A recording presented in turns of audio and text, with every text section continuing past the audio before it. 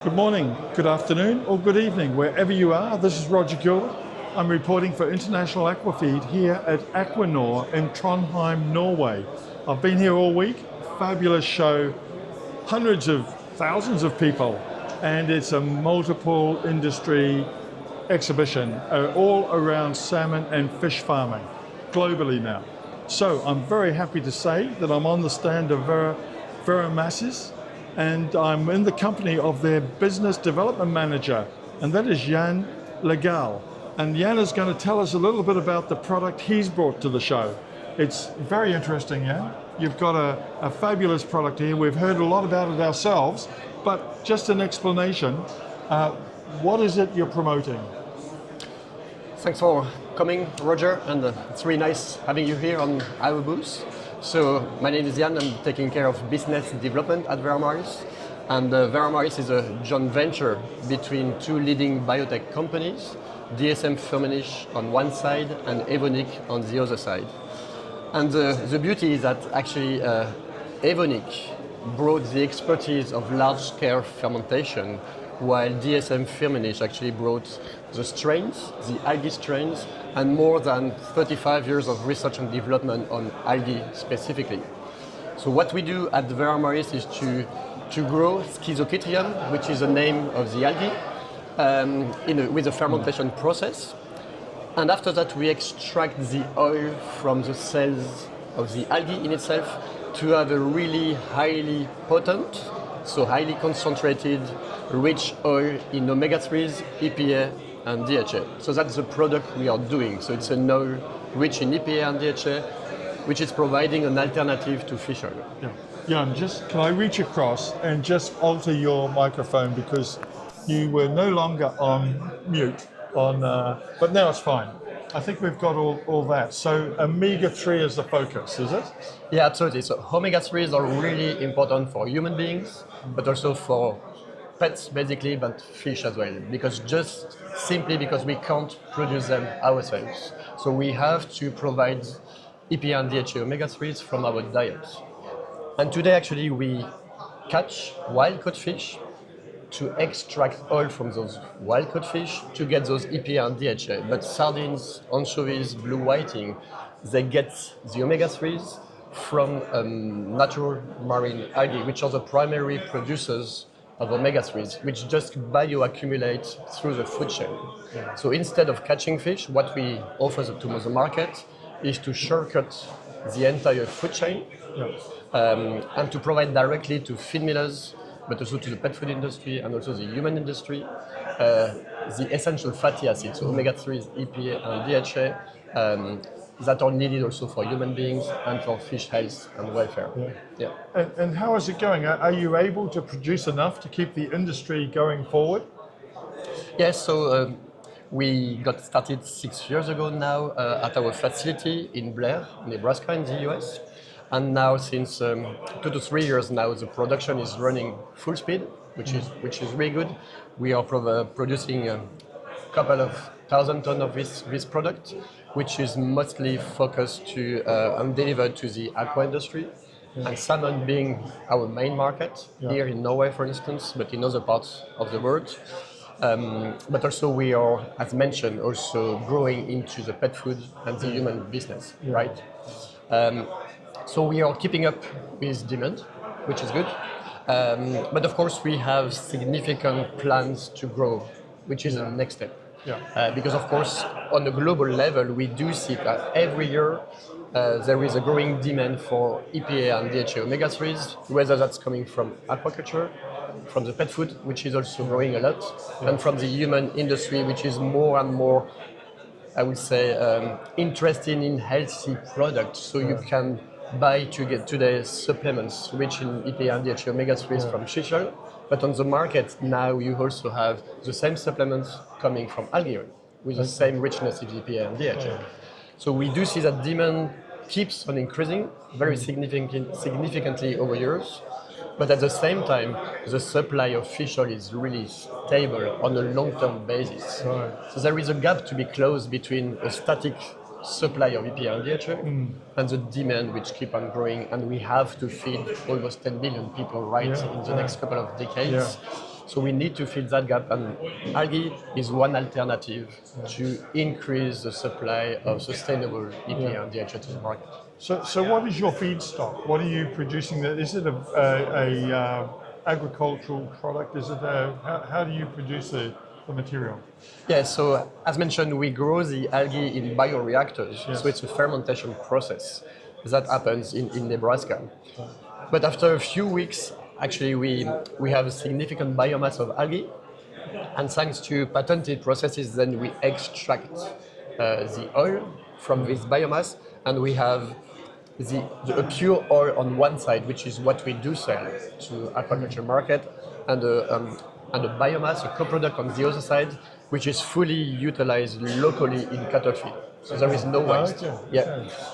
So the oil then is a crude oil, which is directly used as is by the feed companies in aquaculture. And this oil can also be further refined to improve palatability for dogs and cats in the pet food market, and further refined to meet human specifications and human requirements when this oil is used into capsules and human supplements. So there are 3 steps and 3 different qualities to meet 3 different market requirements. So do you think the sector of your industry is able to keep up with demand in the coming years? I mean, in the next 15, 25 years? Yeah, I mean, the beauty with this technology is that we can scale up as we wish. We can settle a new facility almost where we want. We need a reliable access to dextrose, which is the sugar on which the algae relies for the fermentation process. So we need a reliable access to dextrose. But despite this, we can settle down in Norway if we want. We can go to Brazil. We can go to any European countries. So it's pretty easy to scale up, but it requires a lot of investment. Yeah. And so we have plans to scale up and to build new facilities. But to do that, what we are looking after right now, and that's what we are discussing right now with many partners, to get to this expansion and to make sure that we can expand, we need commitment from the industry for the offtake commitment of the expanded capacity. Because the issue today is a huge volatility of fish oil from a volume and price perspective. So last 2 years we had a huge fish oil crisis. Prices went to the roof. The industry didn't have enough fish oil to meet with their demand. So luckily we could provide as much as we could to fill that gap. But now, for instance, after a strong El Nino, fish oil supply is back to normal, I would say.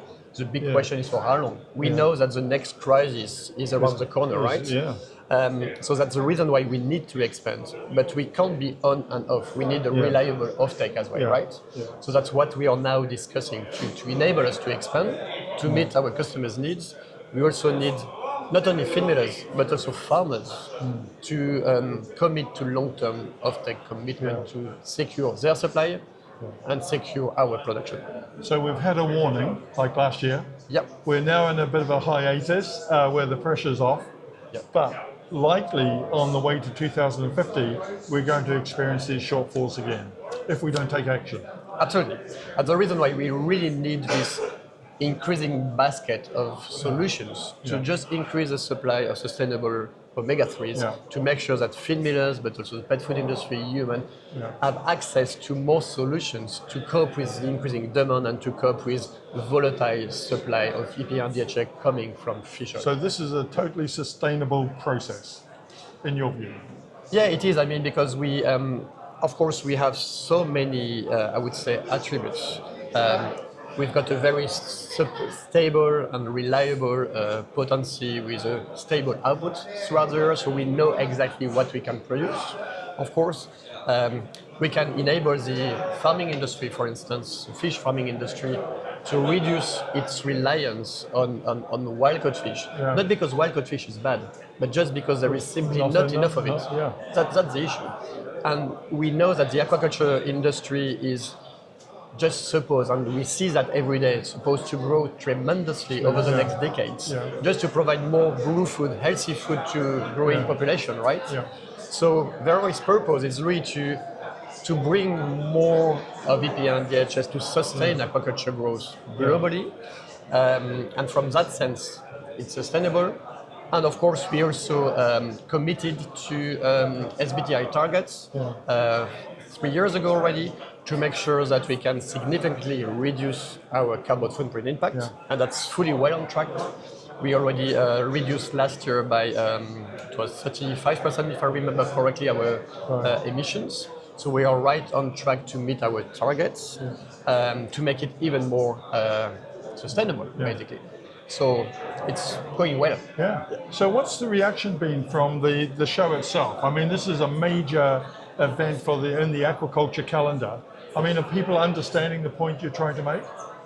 Yeah, I think so. There is more and more awareness. And as you said, last 2 years were a kind of shock for the industry and a kind of wake-up call. So I think everyone understood how painful the situation can be. Because again, EPA and DHA are called essential fatty acids because you can't farm fish without it. So you need to get them. You need them, So I think there is this increasing awareness. And in Norway, in Chile, in salmon farming countries, for instance, there is also a rising understanding of the role of EPA and DHA. They understood that they went far too low in inclusions in the feed because they replaced, marine ingredients with plant-based ingredients. So they went far too low, and it has some strong implications from a fish welfare and productivity perspective. And we, for instance, here we did multiple big data studies together with Manolin, which is at a huge, large commercial scale in Norway. Documenting the fact that higher dietary levels of EPA and DHA are critical to support fish health and productivity by increasing survival rates, reducing EFCR, and increasing quality both at harvest but also in fish flesh quality, so reducing melanosis, improving pigmentation. So it's a real win-win solution. So you increase levels by using algae oil, for instance, you improve farming productivity, and you also have a better fish flesh nutritional quality for human beings, for human health. So it's a real win-win quality. And this is across all species, all fish species. Yeah, so we got started with Norway 5-6 years ago already, and went into Chile, into any salmon and trout farming countries. And then we expanded into both marine fish and shrimp. Because as long as you rely on fish oil for your feed, you can use algae oil as an alternative on top or instead of whatever you want. So we are now well established already in Ecuador, which is of course the main shrimp farming country, but also in India, in Turkey, in Italy, so in the Mediterranean regions, I would say, where there is also traction for this product from a health and sustainability perspective, but also from a supply security perspective. Excellent. Well, it's the last day of the show. I hope you've made plenty of connections. Your voice is starting to go. It must have been talking too much. That's the end, right? Yeah, right at the end. But I hope we're getting that message across to this audience. And more power to you. I mean, it's a fascinating side of the industry to be focused on. And it seems like if we don't take action and address it, it could be a barrier or a hurdle to more or increased aquaculture production with fish species. Yeah, indeed. I think it was an amazing show. A lot of connection, a lot of traction for many stakeholders throughout the value chain. And again, I think everyone really understands how critical and how EPA and DHA are one of the main bottlenecks to support actually aquaculture growth. So I really hope that, of course, we'll keep on getting momentum and still increase partnership with all those feed and farming companies across the world, because I think that's what we need to keep on growing with the aquaculture industry. Well, thank you very much, Yann. Thanks, Roger. And I'd just like to finish and conclude by saying this is an international show, and it's not just about salmon. It's becoming global in its appeal to all fish farmers and fish farming industries. And it's a pleasure meeting you, Yann. The same. All the best, and thank you very much for watching. Thank you.